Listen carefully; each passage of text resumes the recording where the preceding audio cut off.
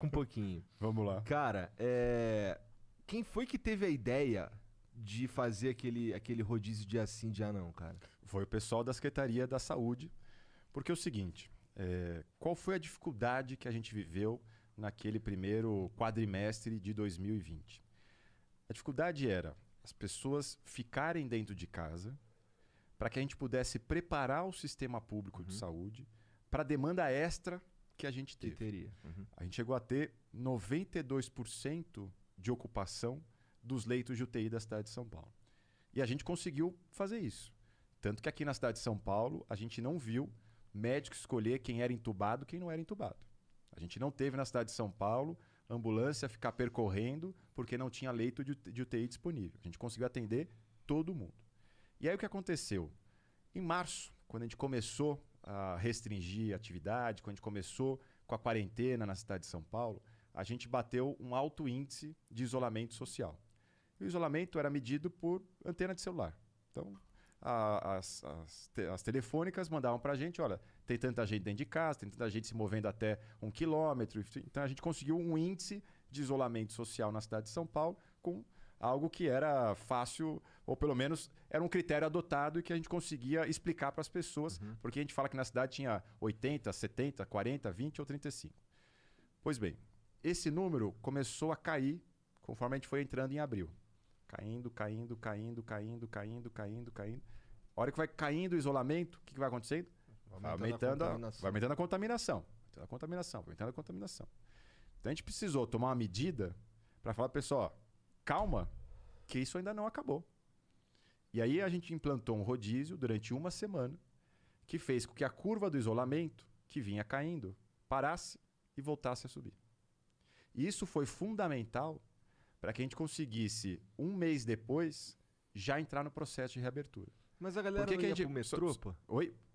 Pessoal, só... Por que isso foi importante? Porque daí a gente ganhou mais um fôlego para poder ter equipamento preparado. A gente faz um inquérito sorológico. O que é o inquérito sorológico? É uma pesquisa que é feita na cidade de São Paulo com uma amostra representativa. Da mesma forma que se faz pesquisa para presidente, né?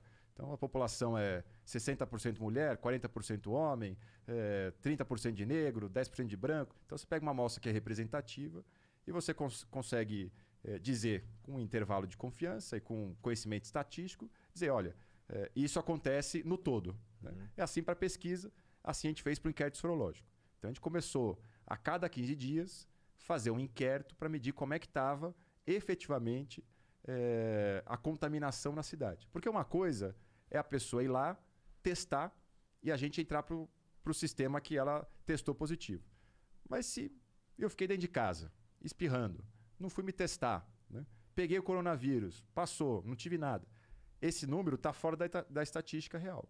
Mas na hora que a gente faz a pesquisa, a gente consegue medir efetivamente quantas pessoas se contaminaram. E o que mostrava a pesquisa? E o que mostra até hoje?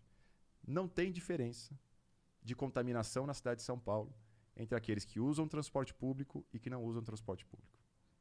Entendi. Então essa coisa de que, não, olha, mandou o pessoal para o transporte público e aí foi um genocida, matou os pobres da cidade, não tem nenhum dado que comprove isso. Muito pelo contrário, né? É igualzinho a contaminação.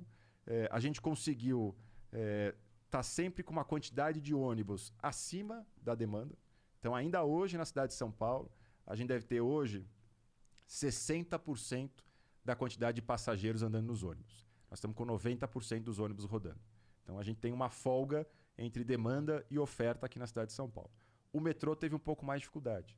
Porque o metrô não é só apertar um botão, chega um cara para andar. Ele tem um processo maior para poder ter mais gente, mais vagão, mais não sei o quê.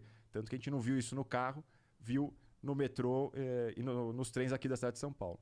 Mas do ponto de vista do que aconteceu efetivamente, medido pela prefeitura, não há diferença de contaminação entre quem usa transporte público e quem não usa transporte público. Interessante. Eu entendo isso, mas eu acho que também existe um argumento da efetividade da parada, entendeu? Eu acho que tem uma coisa que é foda de nós seres humanos, que a gente é meio limitado, tá ligado? nem até o prefeito de São Paulo, tá ligado? Claro, óbvio. E aí vem um problema como a pandemia, sabe? Que é um problema que a gente nunca passou na vida antes, de um vírus que a gente também nunca tinha conhecido, né? Porque não é uma pandemia de um vírus conhecido. É verdade. É um vírus que até hoje, contamina, não contamina, como é que tá, como é que não tá, pode, não pode, você tá imunizado, tá pro resto da vida, não tá pro resto da vida. Quer dizer, só sobre o vírus, a gente também tem hoje ainda mais dúvidas do que certeza. Quanto tempo ele fica na superfície? Qual foi o contexto que tu se contaminou, cara, com Covid?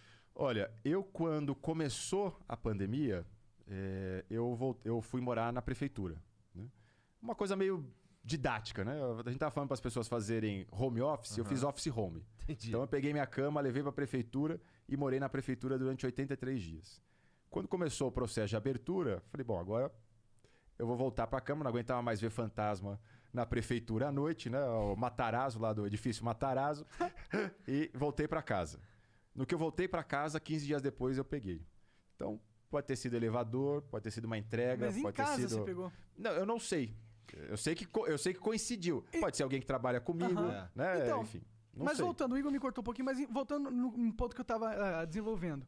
Eu acho que, pelo a gente ser meio limitado e não saber o que tá acontecendo realmente, será que a gente tentando arranjar uma solução, a gente não acaba criando mais um problema? Você não acha que às vezes a cidade de São Paulo, com maior boa intenção que a cidade de São Paulo, eu sei que vocês têm, tá ligado? Tipo, vocês querem fazer um bom trabalho, porra. Vocês querem ser reeleitos, porra.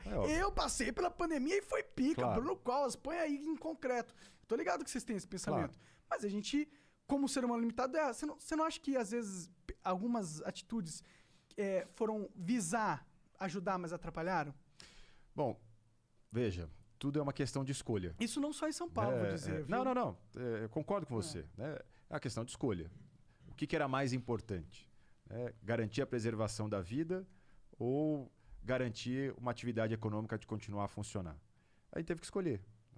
Para mim seria muito mais fácil não ter que entrar nessa.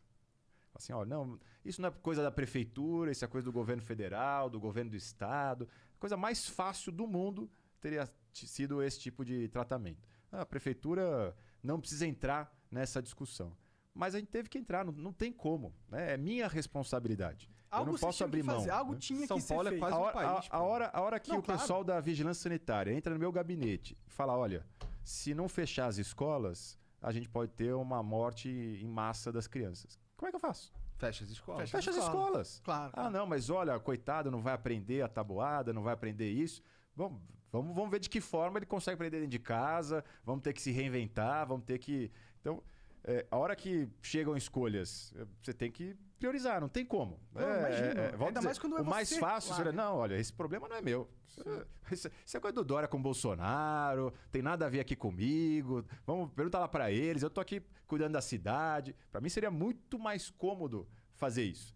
Mas em algum momento eu tive que escolher. Faz isso aí é um prefeito de merda. Pois mas assim...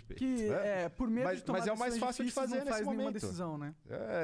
E no ano eleitoral. Sim. Imagina no ano eleitoral eu falar, então, esse ano vai ter eleição, mas fechei Ibirapuera, tá? O cartão postal de São Paulo, beleza? Bacana? Inclusive, falando do Ibirapuera, não que é um negócio... Não tenho nenhum prazer nisso, né? Mas fazer o quê? Mas claro que tem, cara. Tu fica lá... todo mundo podia estar no Ibirapuera agora, mas não estão! mas já tem a cara de vilão, porra. Mas você acha que... O Monarca agora vai puxar teu ditado boi preto, conhece boi preto, hein? Eu também tenho cara de vilão. Caralho. Inclusive, eu já falei várias vezes, se eu tivesse um superpoder, se eu fosse super-homem, provavelmente ia ser um super vilão. Salve, salve família. Muito bom esse corte que você assistiu, né? Mas a gente precisa agora falar sério, cara. Vamos aprender inglês pra mudar de vida, pra chegar longe aí, cara, ser um cara muito foda. wiseuponline.com.br/flow, tá aqui na descrição. É onde você vai aprender inglês de verdade. Mais de 300 horas de conteúdo. Tem documentários gravados em restaurantes, aeroportos e lugares que você vai provavelmente ter que passar quando você for viajar. Então, se você quer aprender inglês de uma forma prática, quer aprender rápido e não tá pagando muito, wiseuponline.com.br/flow, que ainda ajuda a gente.